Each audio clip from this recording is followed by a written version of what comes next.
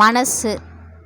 மனைவிக்கு மருந்து வாங்கணும், இதை வச்சுக்கிட்டு பணம் கொடுங்க என்று தாலியை நீட்டினான் ராஜன். அவனது நண்பனும் உடனின்று இருந்தான். அதை வாங்கி பார்த்த அங்கப்பன் சிறு புன்னகை ஒன்றை உதிர்த்தார். ராஜனை அங்கேயே நிறுத்தி கொண்டு அவனுடன் வந்த நண்பன் கோபாலிடம் பணத்தை கொடுத்து அனுப்பினார். அங்கப்பன் உள்ளே வந்து காவல் நிலையத்திற்கு போன் செய்து தகவல் அளித்தார். கணவனின் செய்கையை கண்டு குழப்பமடைந்தாள் சங்குமதி. தாலியை வாங்கிக்கிட்டு பணம் கொடுத்து அனுப்பிட்டீங்க, தாலி கொண்டு வந்தவனை நிறுத்தி வைத்துவிட்டு போலீஸை கூப்பிடுறீங்களே, ஏங்க என்று புரியாமல் கேட்டார். அந்த ராஜனின் பேச்சும் முகபாவத்திலிருந்து மருந்துக்கு பணம் தேவைப்படுவது உண்மைதான்னு தெரிஞ்சுக்கிட்டேன். ஒரு உயிரை காப்பாற்றணுங்கிற மனிதாபிமானத்தோடு பணம் கொடுத்து அனுப்பினேன். ஆனால் இவன் தாலியை எங்கேயோ திருடி வந்திருக்கான்னு தெரிஞ்சதும் சட்டப்படி போலீஸை அழைத்து ஒப்படைக்க போறேன் என்றார் அங்கப்பன். திருட்டு தாலியா? அது எப்படி உங்களுக்கு தெரிந்தது?